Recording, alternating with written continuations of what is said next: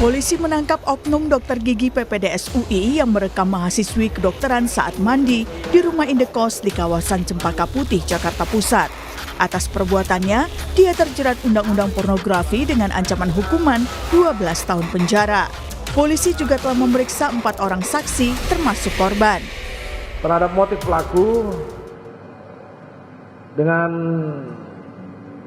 iseng karena mendengar korban sedang mandi.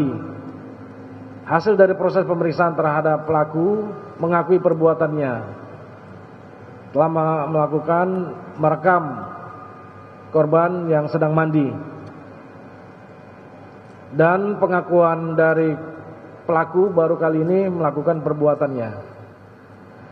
Terhadap perbuatan pelaku, penyidik menerapkan pasal 4 junto pasal 29 dan pasal 9 junto pasal 35 Undang-Undang RI nomor 44 tentang pornografi dengan ancaman hukuman pidana paling lama 12 tahun penjara.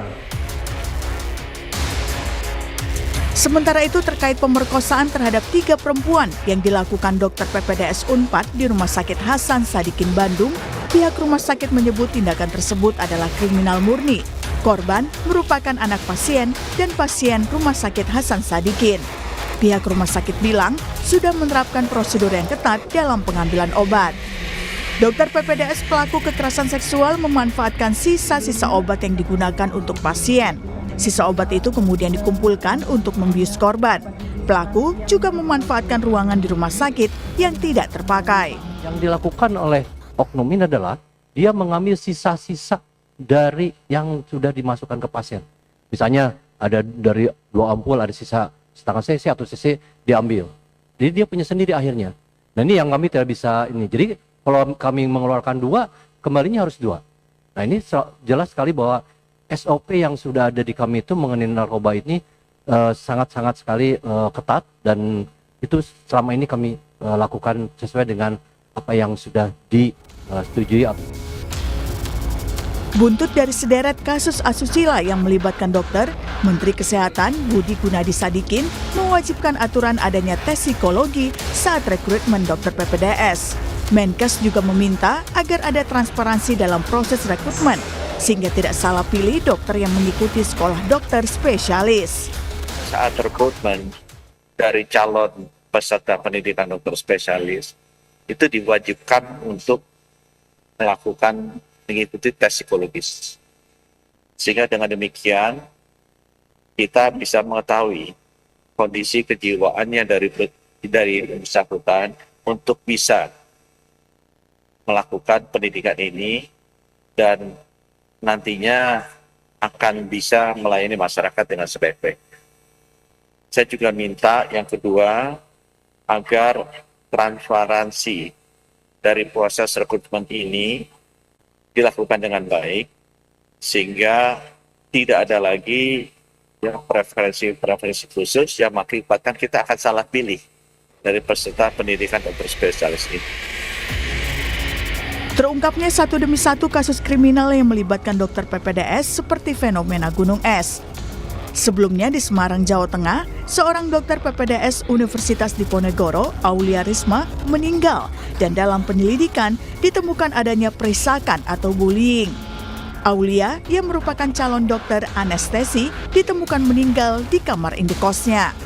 Polisi menetapkan 3 tersangka dalam kasus perisakan ini, yaitu Kepala Program Studi PPDS Anestesiologi dan Terapi Intensif Fakultas Kedokteran Undip, Kepala Staf Medis Kependidikan Prodi Anestesiologi, dan seorang senior korban. Tim Liputan, Kompas TV.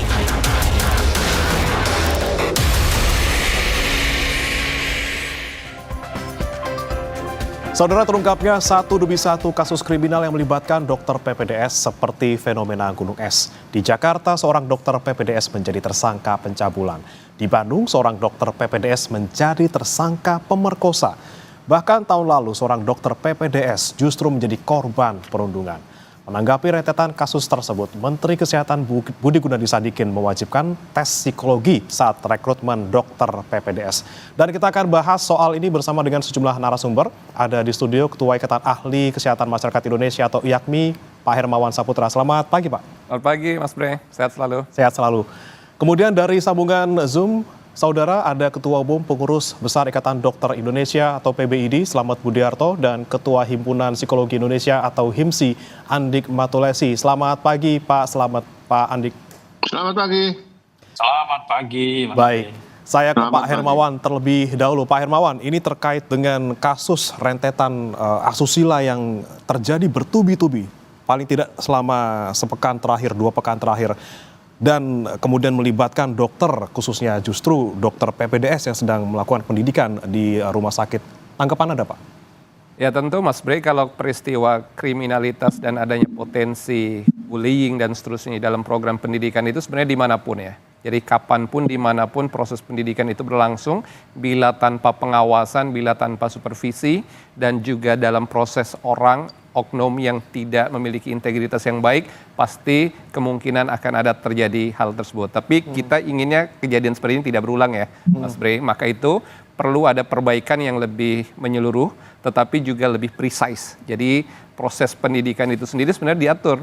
Khusus untuk pendidikan dokter spesialis ini kan memang cukup ketat sebenarnya dan berlapis. Artinya undang-undang sendiri yang mengaturnya adalah Undang-Undang Pendidikan Kedokteran, itu Undang-Undang nomor 20 tahun 2013. Belum lagi ke depan itu memang akan dimungkinkan program pendidikan dokter spesialis itu melalui 2 jalur.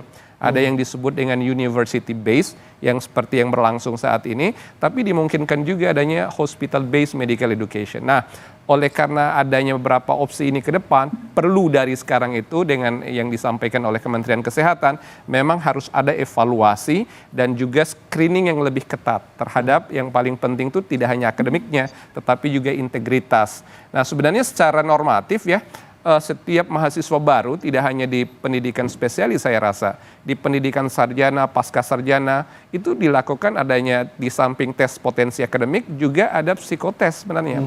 Nah itu kan juga untuk menemukan semacam potensi apakah para calon mahasiswa ini bisa menyelesaikan pendidikan dengan baik atau tidak, punya tendensi untuk belajar dan menjaga integritas termasuk tanggung jawab atau tidak.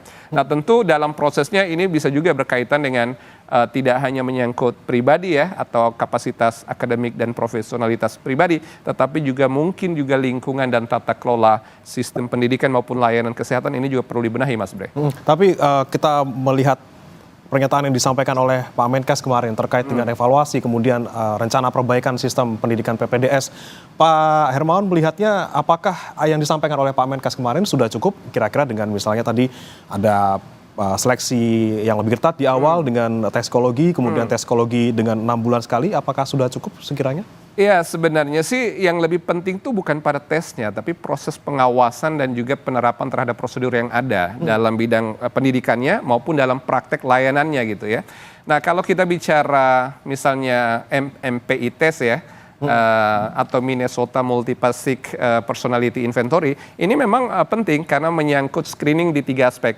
Pertama pola pikir dari seseorang, yang kedua pola perilakunya, yang ketiga juga berkaitan dengan resiko patopsikologisnya. Nah ini yang paling penting untuk dikelola agar jangan sampai orang-orang yang masuk program pendidikan spesialis ini mereka yang punya kecenderungan tidak mampu mengontrol patopsikologinya. Nah di aspek ini kita setuju ya, tetapi bahwa secara berkala akan dilakukan psikotes atau juga mengetes kejiwaan sebenarnya sih oke-oke saja. Tapi poin pentingnya sebenarnya adalah proses pengawasan dan ketaatan asas terhadap mekanisme pendidikan maupun mekanisme layanan kesehatan di vaskes seperti halnya di rumah sakit. Rumah sakit itu sendiri kan Mas Bre kan tidak semua rumah sakit. Biasanya rumah sakit yang menjadi tempat untuk pendidikan dokter spesialis ini sebenarnya rata-rata RSUP, rumah sakit umum pusat yang justru dikelola oleh pemerintah atau Kementerian Kesehatan sendiri.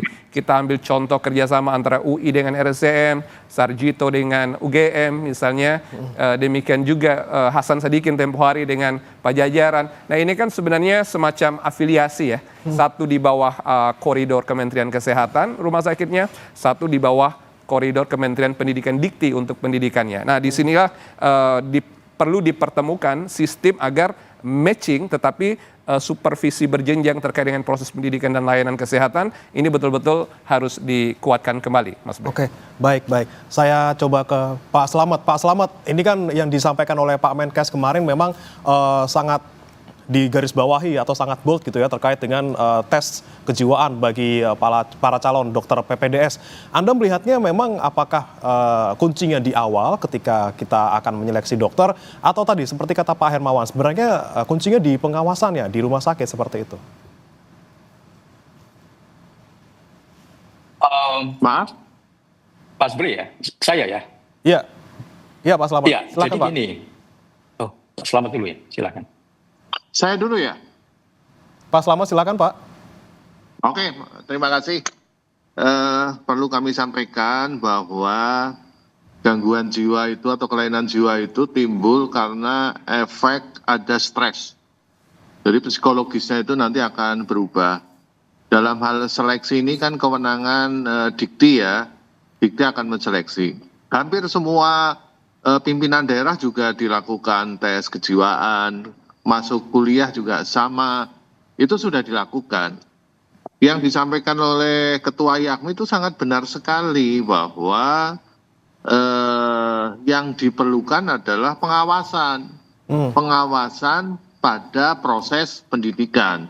Karena dalam proses pendidikan itu timbullah tekanan-tekanan psikologis. Itu yang akan menimbulkan kelainan jiwa atau gangguan jiwa. Yang kedua, tes MPA ini biasanya bisa mendeteksi untuk gangguan jiwa yang berat dan sudah berlangsung lama. Terus yang ketiga, mudah dipelajari. Jadi tes MPA ini gampang dipelajari. Jadi semua orang bisa mempelajari jawabannya.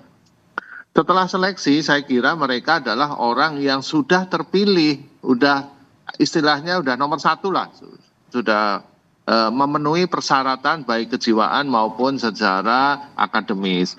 Begitu masuk rumah sakit, 100% itu adalah tanggung jawab rumah sakit. Dalam hal ini adalah rumah sakit vertikal atau Kementerian Kesehatan. Nah, di dalam rumah sakit itu sesuai dengan Undang-Undang Rumah Sakit pasal 193, semua SDM yang ada di rumah sakit adalah tanggung jawab rumah sakit, yaitu direktur utama dan pemiliknya. Pemiliknya tadi sudah disampaikan oleh Pak Ketua YAKMI adalah Kementerian Kesehatan. Itulah yang bertanggung jawab terhadap proses pendidikan yang ada di rumah sakit. Walaupun tool-toolnya, gadgetnya adalah berasal dari Fakultas Kedokteran.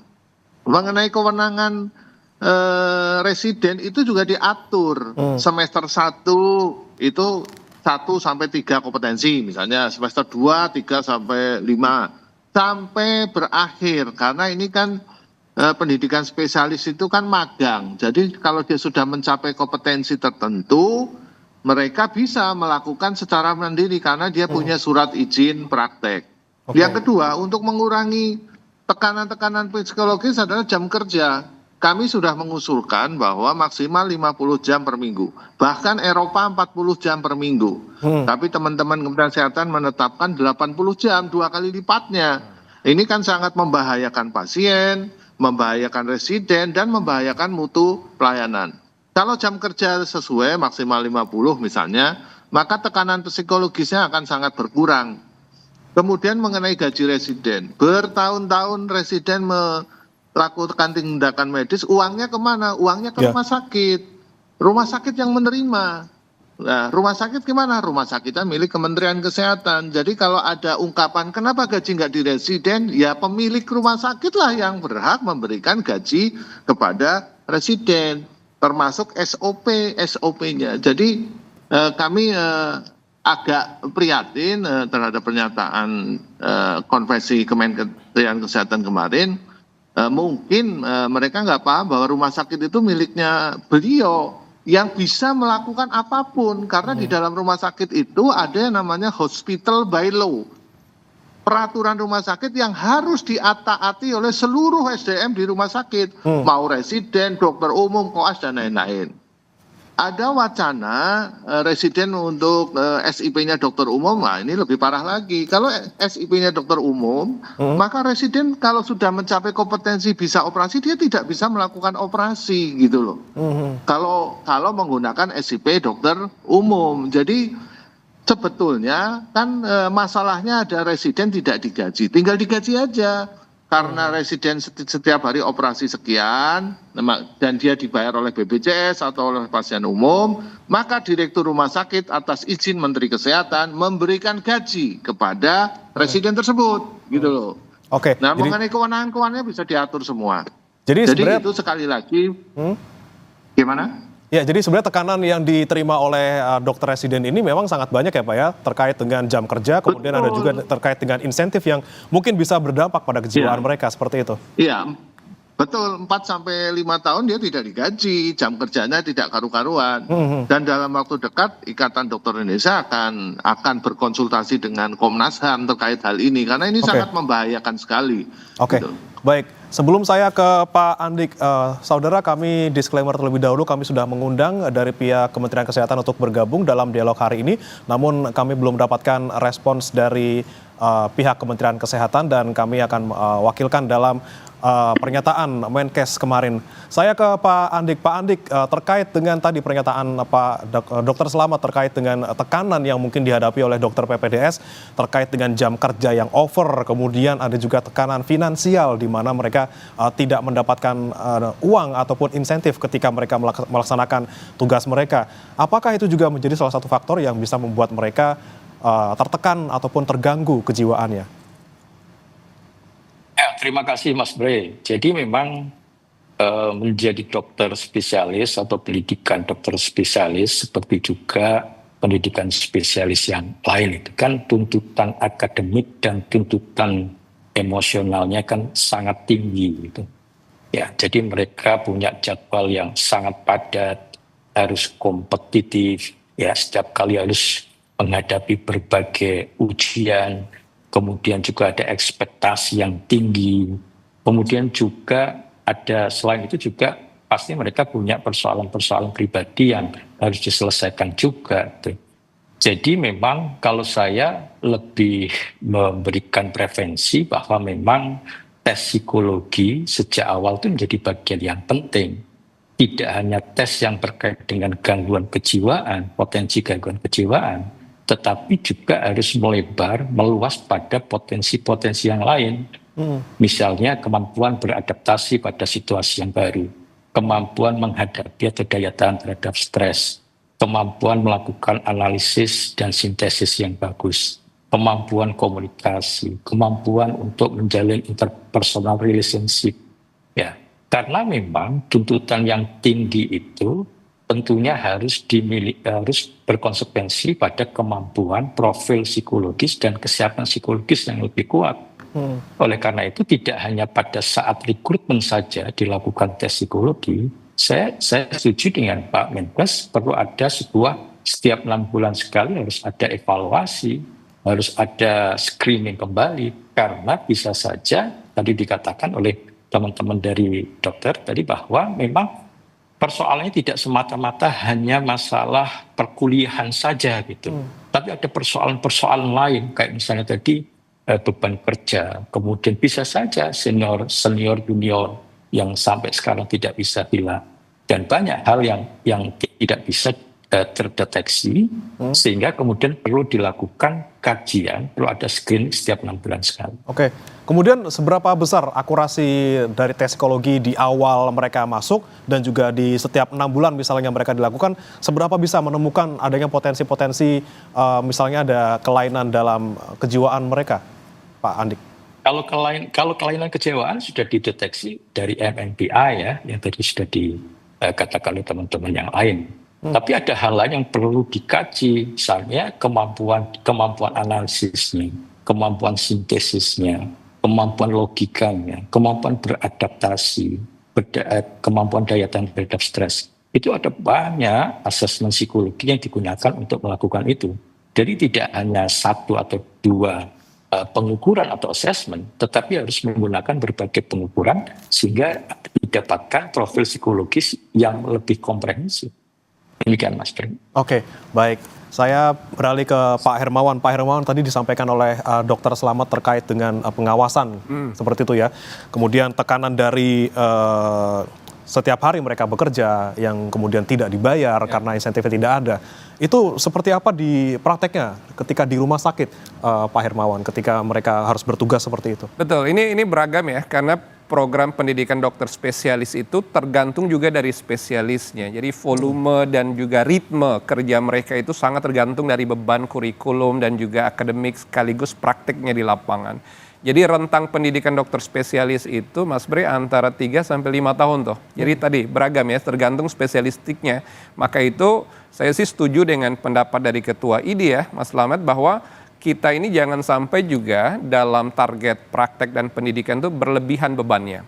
Karena sesuatu yang berlebihan beban ketika ditekan karena bebannya, maka dia akan memberikan reaksi yang cukup kuat juga untuk memberikan reaksi kontra terhadap beban itu. Nah ini yang harus kita manage dengan baik. Yang paling penting poinnya itu Mas Bre, kita itu menginginkan lulusan pendidikan spesialis ini dia memiliki kompetensi ya, tetapi juga pengetahuan dengan lingkungannya bagus. Yang paling penting lagi sikap dan integritinya ini. Jadi ada kompetensi, ada pengetahuan, ada attitude, dan ada integriti.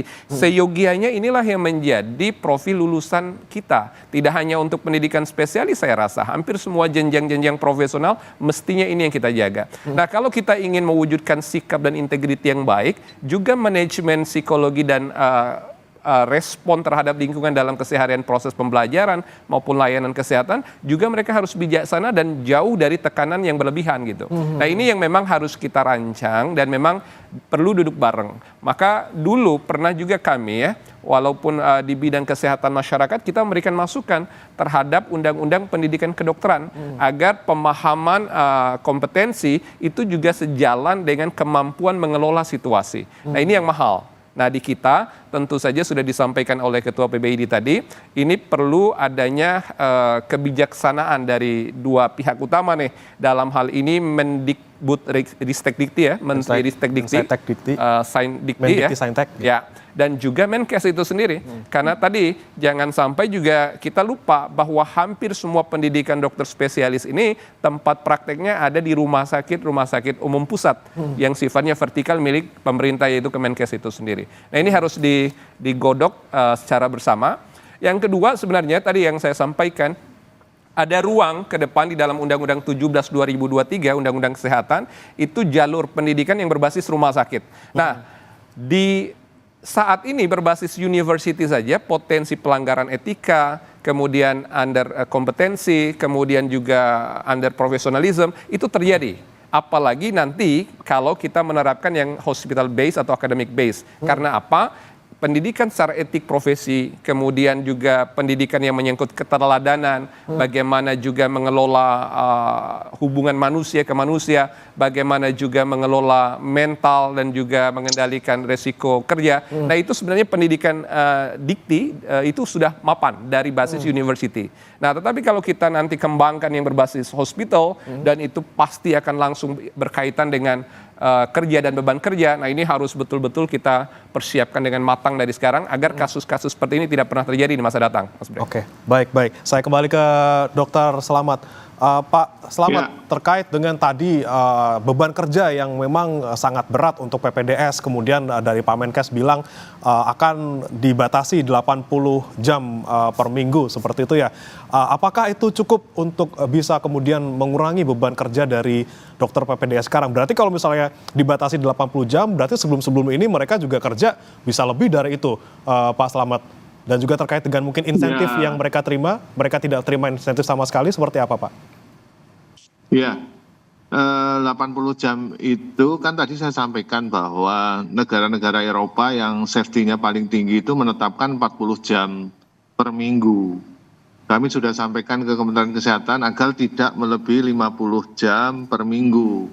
Karena kalau di atas 50 jam itu akan meningkatkan tekanan-tekanan psikologis kepada residen, sehingga residen tersebut bisa melakukan hal-hal bullying, kriminal, dan lain-lainnya.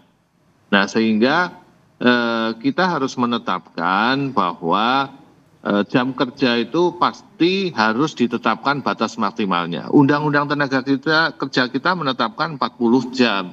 Oke lah untuk kedokteran 50 jam. Jadi ini harus dilakukan. Kalau 80 jam, dua kali lipatnya, ini sangat membahayakan pasien, membahayakan dokternya sendiri, dan mutu pelayanan juga menjadi tidak baik. Yang kedua, ini kan kejadian itu di rumah sakit vertikal semua, yaitu rumah sakit milik Kementerian Kesehatan. Jadi menurut saya harus ada perbaikan tata kelola yang baik di rumah sakit vertikal. Ini rumah sakit Karyadi, nanti sekarang Unpad, nanti Sarjito, UI, RSM, nanti mana lagi, ini vertikal semua. Dan ini semua adalah kewenangan mutlak dari Kementerian Kesehatan. Di Undang-Undang Nomor 17 sudah diatur bahwa semua kerugian, semua yang diakibatkan oleh SDM rumah sakit adalah tanggung jawab dari rumah sakit, yaitu direktur dan pemilik, gitu. Bisa saja per hari kemarin Pak Menkes menetapkan residen mulai hari ini saya tanda tangani diberikan insentif atau gaji sekian-sekian. Itu bisa dilakukan langsung, gitu loh. Tapi itu kenapa tidak dilakukan? Residen mulai hari ini maksimal 50 jam per minggu. Itu bisa dilakukan. Karena itu adalah aturan yang dimasukkan dalam SOP maupun hospital bylaw rumah sakit. Kalau ini saya sudah mengingatkan sejak pada kasus di Karyadi. Nah, kalau ini tidak diperbaiki, ini bom waktu nih, ke depan akan timbul lagi. Kami tidak setuju kalau menyetop proses pendidikan seperti yang dilakukan di Karyadi, itu di stop. Tidak boleh digunakan untuk pendidikan, itu jaruh madorotnya lebih banyak. Kalau itu hanya person to person, itu sistemnya yang kurang baik, ya diperbaiki itu. Loh. Mengenai tadi Pak Hermawan sampaikan, saya setuju sekali harus ada koordinasi dari Mendikti sama Menkes. Mendikti tanggung jawabnya di luar rumah sakit. Begitu masuk rumah sakit, 100% tanggung jawabnya adalah Menteri Kesehatan. Ya. Dan harus dilakukan MOU Pak. MOU antara FK sama universitas sama rumah sakit. Kemudian MOU antara residennya sendiri dengan rumah sakit. Jadi kita tidak usah merubah surat izin praktek residen menjadi surat izin dokter umum, karena itu akan mengacaukan sistem Pak. Nanti residen nggak boleh operasi Pak, gitu loh. Seperti itu Pak. Pak Slamet, satu pertanyaan sebelum kita jeda Pak Slamet terkait dengan pernyataan Pak Budi Gunadi Sadikin terkait mereka akan diberikan izin praktek seperti itu untuk ini kan sebenarnya semata-mata sepertinya alasan sebenarnya finansial gitu ya, agar mereka bisa mendapatkan penghasilan di luar pendidikan seperti itu. Apakah ini tidak justru semakin membuat mereka bertambah jam kerjanya, semakin tertekan juga seperti itu? Iya. Kan ini masalahnya adalah residen tidak mendapat insentif atau gaji. Kalau di rumah sakit tersebut residen mendapat insentif atau gaji, residen juga capek, ngapain mau praktek di luar, itu loh. Selama ini residen itu operasi sehari 10 kali, 5 kali, meriksa pasien 100 kali, uangnya masuk kemana? Uangnya masuk kementerian, masuk ke rumah sakit vertikal tadi. Nah, rumah sakit vertikal tadi di bawah manajemen dari Kementerian Kesehatan. Kalau dicukupi residennya di situ, tidak usah ngapain praktek di luar. Sekarang pun Mas, sekarang pun kalau residen mau praktek di luar diperbolehkan, SIP-nya dokter umum. Tapi kalau SIP di rumah sakit tersebut tidak bisa dokter umum, harus SIP residen sesuai tingkatannya. Tingkat 1 hanya bisa meriksa, tingkat 2 bisa melakukan pemeriksaan penunjang, tingkat 3 bisa operasi. Itu ada aturannya. Jadi kalau masalahnya hanya uang, tinggal dikasih insentif, gitu loh. Kalau hanya masalahnya uang, kalau hanya masalah jam kerja, tinggal jam kerjanya ditentukan. Kementerian Kesehatan menetapkan 80 jam, ID menetapkan 50 jam. Ini harus bersama-sama kita mengikut yang mana? Amerika memang 80 jam, tapi residen yang bunuh diri banyak sekali. Nah, makanya kita menggunakan standar tertinggi yaitu di Eropa. 50 jam. Itu 50 jam, makan 40 jam. Mengenai tes psikologi, tes kejiwaan, saya tanya, kenapa 6 bulan? Kenapa tidak tiap 3 bulan, atau tiap sebulan, atau tiap 4 bulan? Itu bukan masalah, bukan penyelesaiannya yang disampaikan Pak Hermawan, Ketua IAKMI tadi, pengawasan. Oke. Kemudian faktor-faktor stres itu harus dihilangkan, yaitu jam kerja sama gaji residen. Insya Allah dengan dua itu diselesaikan, akan menurunkan lebih dari ya mungkin 80-90%. Oke. Baik, Penyelewengan. Baik, saya ke Pak Andi. Pak Andi tadi bukan masalah tes di awal dan juga tes per 6 bulan ya, tapi terkait dengan pemicu stresnya. Mungkin selama ini yang kita dengar juga banyak dari kalangan di sekitar kita bahwa dokter residen ini banyak di dalam tanda kutip dirundung oleh seniornya karena selama ini mereka dibimbing oleh senior, bukan oleh konsulen. Nah, apakah ini kemudian menjadi salah satu pemicu mereka juga terganggu jiwanya? Jangan dijawab Pak Andi, kita akan melanjutkan dialog ini bersama dengan 3 narasumber kami, saudara, di Sapa Indonesia Pagi. Usai jeda.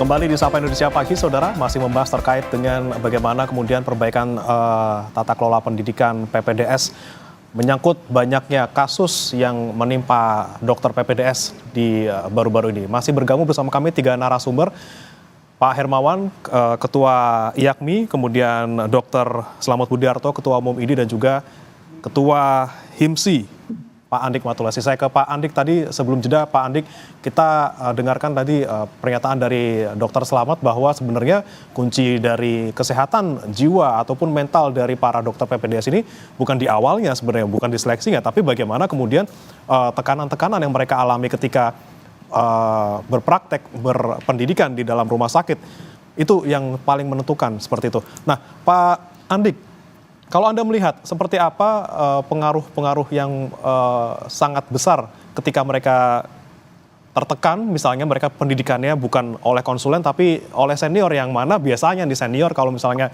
sama juniornya intinya tuh bukan selalu ya, ada kecenderungan untuk dalam tanda kutip membuli atau merundung seperti itu. Ya, yang pertama saya tetap yakin bahwa harus ada pendekatan yang komprehensif ya, artinya melihat segala sesuatu dari berbagai sisi ya. Jadi tidak hanya proses seleksi, tetapi juga evaluasi psikologi, perbaikan sistem pendidikan, pengawasan, SOP, dan juga evaluasi dan pengawasan dari masyarakat. Itu juga menjadi hal yang penting gitu. Jadi semua punya porsi yang sama agar mahasiswa PPDS itu mampu menghadapi berbagai persoalan yang ada dalam proses pendidikan. Ya, terkait dengan relasi kuasa, ini memang hal yang sangat penting ya. Jadi jangan sampai ada relasi kuasa di dalam proses pendidikan, baik antara dosen dengan mahasiswa, baik antara senior dengan junior. Karena seringkali senior junior dan dosen mahasiswa itu relasinya adalah relasi kuasa gitu. Artinya pada saat relasi kuasa itu ada yang subordinate dan ada yang powerful gitu. Nah ini yang kemudian bisa mengarahkan pada faktor bullying. Ya, padahal tidak semua orang mampu menghadapi kekerasan itu. Memang ada beberapa yang ini sebagai cara untuk mereka resilience. Mereka bisa menjadi hebat, mereka bisa menghadapi masalah. Tetapi sekali lagi relasi kuasa dalam konteks apapun di satu sisi akan mempengaruhi kondisi psikologis seseorang, di satu sisi dia akan melakukan bullying pada orang yang lain gitu. Salah satunya kepada pasien, pada klien. Baik. Saya ke Dr. Slamet. Bagaimana nih Pak terkait dengan relasi kuasa yang memang prakteknya kalau kita lihat di rumah sakit rata-rata memang terjadi, mereka diawasi juga oleh dokter senior yang biasanya dalam tanda kutip tidak selalu tapi biasanya mengerjai juniornya. Apalagi misalnya ada dokter juga yang membebankan semua beban kerjaannya beliau waktu kerja itu ke dokter PPDS, walaupun sebenarnya seharusnya beban tersebut tidak ditanggung langsung oleh seorang dokter PPDS. Bagaimana, Dokter Slamet? Ya itu kembali lagi kepada tata kelola rumah sakit. Tadi saya sudah jelaskan bahwa rumah sakit bisa mengeluarkan hospital by law, peraturan rumah sakit. Kemudian bisa mengeluarkan SOP semua. Kalau itu dijalankan dengan baik, maka itu tidak akan terjadi. Kemudian mengenai residen itu mempunyai kewenangan sesuai dengan tingkatannya, tingkat 1, tingkat 2, tingkat 3, tingkat 4 itu kewenangannya sendiri-sendiri. Kemudian konsulen, nah ini konsulen melakukan bimbingan, misalnya begini, residen semester 1, semester 2 dibimbing oleh konsulen. Begitu dia sudah bisa, maka dia bisa mandiri melakukannya sendiri tanpa harus dengan konsulen. Disitulah diatur oleh rumah sakit namanya clinical privilege, yaitu kewenangan klinis. Bahwa tingkat 1 atau semester 1, semester 2, kewenangan klinis residennya adalah 1, 2, 3, 4. Kemudian residen tingkat 2, kewenangan klinisnya apa? Begitu konsulen sudah menyatakan residen ini tingkat 2 sudah bisa melakukan 5, 6, 7, 8 kewenangan. Maka rumah sakit akan mengeluarkan kewenangan klinis namanya. Karena itu semua diatur dalam aturan akreditasi rumah sakit. Dan kenapa itu tidak jalan? Ya saya tidak tahu, karena itu murni 100% kewenangan manajemen rumah sakit. Pertama, kembali lagi ke masalah tadi kejiwaan. Jadi semua orang bisa mengalami gangguan jiwa, tergantung tekanan pada psikologi seseorang. Kalau pada saat dia masuk PPDS atau FK, dia kan dites tekanan psikologisnya sebelumnya, kan gitu kan. Nah, di dalam perjalanan sekolah, dia harus menghilangkan tekanan-tekanan psikologis. Yang paling berat tekanan psikologisnya adalah jam kerja. Ya. Kalau diatur jam kerja, misalnya nih 50 jam per minggu jam kerjanya nih, maka tekanan psikologisnya akan berkurang. Yang kedua, selain jam kerjanya sudah nggak jelas, dia tidak mendapatkan uang. Ya. Bagaimana dengan keluarganya? Karena rata-rata residen itu sudah menikah, punya istri dan punya anak. Ini belum kita dalami loh, berapa banyak residen yang istilahnya cerai gara-gara dia pendidikan residen tidak dapat uang, jam kerjanya nggak jelas, banyak juga yang kehilangan istri, suami, itu banyak juga. Ini perlu didalami juga. Sehingga kedepannya nih kita atur 2 aja ini, jam kerja sama insentif atau gaji untuk residen. Paling tidak ini bisa mengurangi tekanan psikologis tadi. Dan kami sangat berharap pada Kementerian Kesehatan untuk mengeluarkan aturan mengenai jasa medik atau insentif ataukah gaji untuk residen. Karena rumah sakit vertikal itu kan atas perintah atau aturan dari Kementerian Kesehatan. Kalau Kementerian Kesehatan bisa mengeluarkan aturan itu, saya yakin Direktur Utama Rumah Sakit Vertikal akan melaksanakan itu. Yang kedua juga jam kerja. Kalau jam kerja sesuai dengan Undang-Undang Tenaga Kerja 40 jam. Kita masih spare waktu lah 50 jam. Itu juga harus dikomunikasikan dengan dikti juga. Dengan 50 jam apakah tercapai atau tidak. Dengan 2 itu bisa diselesaikan, insya Allah ke depan akan mengurangi kelainan, gangguan jiwa, penyelewengan, dan bullying. Saya tidak tahu nih ke depannya akan terjadi lagi nggak nih bullying dan lain-lain lah. Ya, mudah-mudahan tidak ya. Mudah-mudahan tidak. Kita doakan bersama. Mudah-mudahan tidak. Ya. Baik, Pak Hermawan. Oke, tadi Pak Selamat menekankan kembali jam kerja dan insentif untuk para dokter PPDS. Kalau prakteknya di rumah sakit, semudah itukah diketok misalnya, oke 50 jam maksimal mereka bekerja, kita kasih insentif mereka 5 juta sebulan untuk ribuan dokter PPDS. Bagaimana kemudian kalau prakteknya di rumah sakit, apakah rumah sakit vertikal ini bisa dengan mudah melakukan itu? Karena mungkin selama ini mereka juga bergantung pada dokter PPDS untuk bisa memenuhi jumlah dokter yang ada di sana. Ya, kalau seperti halnya pilot dalam pendidikannya ada jam terbang ya, itu akan menyangkut level kompetensi. Di layanan kesehatan khususnya dokter juga sama. Jadi jam praktek ini akan disesuaikan dengan beban kurikulum dan juga target pendidikan. Maka saya tadi menyarankan duduk bersama, tidak hanya Kemenkes atau rumah sakit, tapi juga ada dari diktinya atau pendidikan tinggi. Karena begini Mas Bre, jadi setiap rumpun spesialis tadi itu sebenarnya punya beban dan target kurikulum termasuk kompetensi yang berbeda. Maka ada kolegiumnya, pendidikan dokter spesialis. Nah, hendaknya masing-masing kolegium ini yang difasilitasi oleh Ristek Dikti ini duduk untuk mengevaluasi kembali. Kalau tekanan itu berkaitan dengan beban, maka beban ini berkaitan dengan volume kurikulum dan target kompetensi. Maka ini harus didudukkan.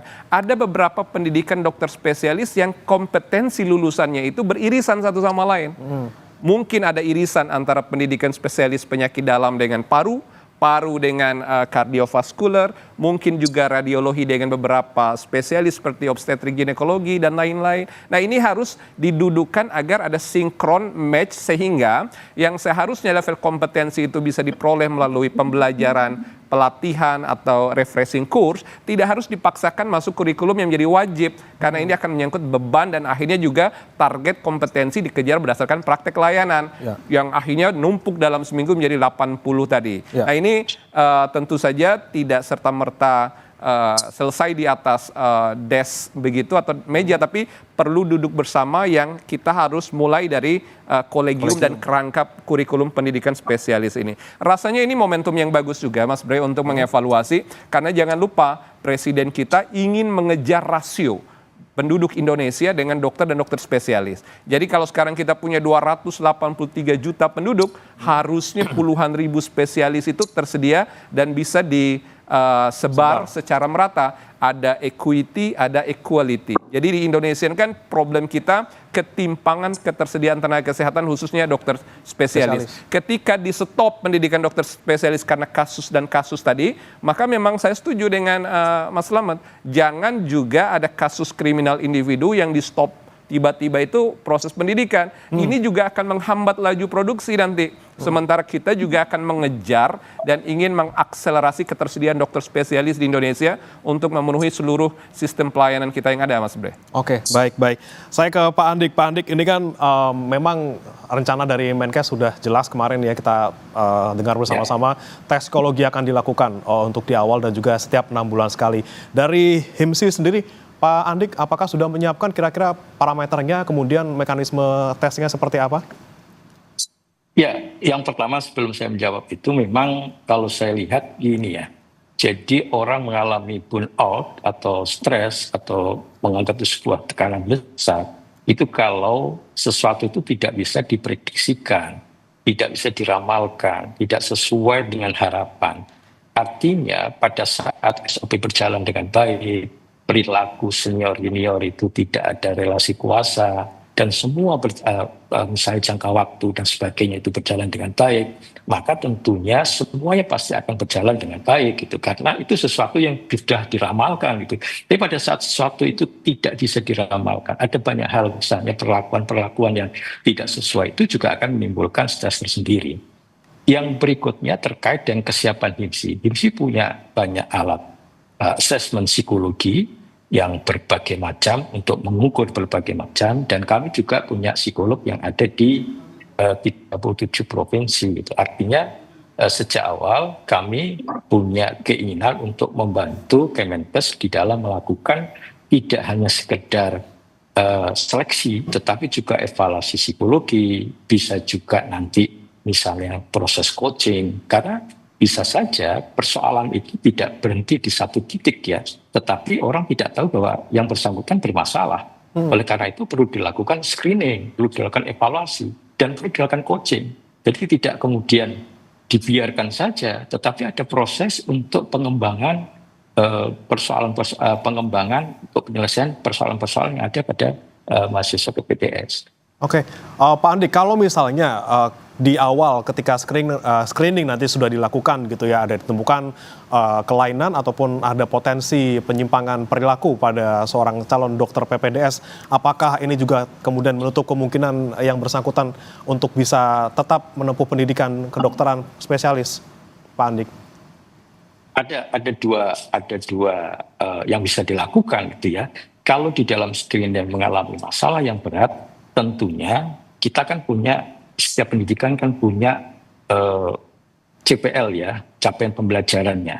Kalau dia dengan kondisi ini dan dia tidak mampu, maka tentunya harus direhatkan, harus diistirahatkan gitu. Atau bisa juga melalui coaching. Kalau persoalannya tidak berat, maka perlu dilakukan coaching. oleh yang senior, oleh psikolog, oleh siapapun yang bisa memberikan coaching sehingga dia mampu kembali lagi seperti semula. Baik. Saya ke Pak Slamet, Dokter Slamet. Ini terkait dengan memang yang paling dekat ini adalah terkait dengan pembatasan jam kerja yang memang sudah diketok 80 jam gitu ya maksimal. Nah, kemudian dari ID sendiri sejauh ini masukannya selain tadi jam kerjanya seharusnya ya 40 sampai 50 jam dan juga insentif untuk para dokter PPDS, apa masukan yang bisa Anda sampaikan kepada pemerintah yang sekarang memang mengelola bagaimana praktek kedokteran di masyarakat? Ya, tidak memberikan gaji pada orang yang bekerja, kemudian waktu kerja yang melebihi peraturan perundangan yang berlaku di Indonesia bahkan oleh ILO juga, itu merupakan pelanggaran, masuk dalam kategori pelanggaran HAM. Jadi kami, Ikatan Dokter Indonesia, akan memberikan usulan kenapa harus 50 jam. Kenapa harus digaji? Itu dalam rangka untuk perbaikan pada mutu mau pendidikan spesialis maupun mutu pelayanan yang ada di rumah sakit. Jadi menurut kami Kementerian Kesehatan perlu mengundang ID, kita sama-sama duduk dengan Dikti, berapa kita mau menggunakan yang mana nih? Apakah menggunakan Eropa atau menggunakan Amerika, kan gitu loh. Tentunya kita mencari yang permasalahan pendidikannya yang paling kecil. Kalau menurut kami adalah Eropa. Gitu loh. Ya, Oke. Yaitu bahkan ada yang 40 jam, tapi ya kita spare waktu 50 jam. Tapi itu masih bisa didiskusikan. Terus kemudian pernyataan Bapak Menkes mengenai seleksi harus transparan. Artinya kan berarti selama ini seleksinya mungkin belum transparan. Saya nggak tahu, perlu duduk bersama lah antara Menkes sama Mendikti bagaimana seleksi yang transparan, apa aja yang harus dilakukan. Jadi intinya ini baik dan tidak tergantung pada Kementerian Kesehatan dan Kementerian Pendidikan Tinggi. Jangan kami yang kami kan hanya berpendapat, mengusulkan kan begitu ya. Tapi sebenarnya putusan ada di mereka gitu loh. Putusan gaji, putusan jam kerja, putusan kurikulum ada di mereka, pemerintah. Ya dua menteri riset Dikti dan Menteri Kesehatan duduk bersama.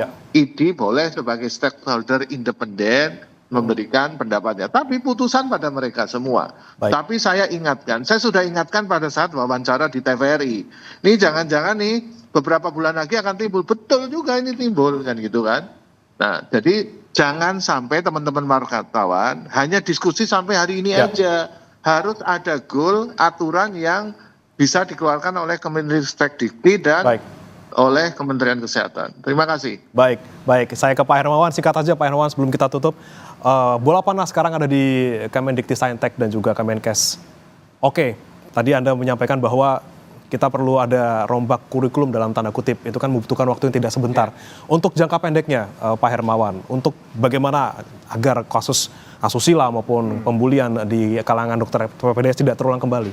Ya, jadi ada task shifting namanya. Task shifting ini menyangkut memberikan semacam license terbatas kepada dokter yang belum jadi dokter spesialis, tapi juga dia tidak sekedar dokter umum, tapi ada dokter yang memberi pelayanan pada level spesialistik walaupun dia belum memiliki license spesialis. Jadi semacam tadi SIP terbatas. Karena apa? Jangan lupa Presiden kita Pak Prabowo Subianto sudah mencanangkan, bahkan beliau bicara itu di hadapan Presiden Putin di Rusia, ingin mengejar target kekurangan dokter spesialis kita. Karena beliau ingin menjamin seluruh masyarakat kita sesuai dengan pasal 28.H ayat 1 UUD 1945, setiap orang berhak hidup sejahtera lahir dan batin, bertempat tinggal, mendapatkan lingkungan hidup yang baik dan sehat, serta berhak memperoleh pelayanan kesehatan. Hak satu orang di Maluku, Papua, Sulawesi sama dengan ribuan orang di Jawa, termasuk dalam layanan spesialistik, bagian dari sistem kesehatan yang sifatnya secondary dan tertiary need buat masyarakat kita.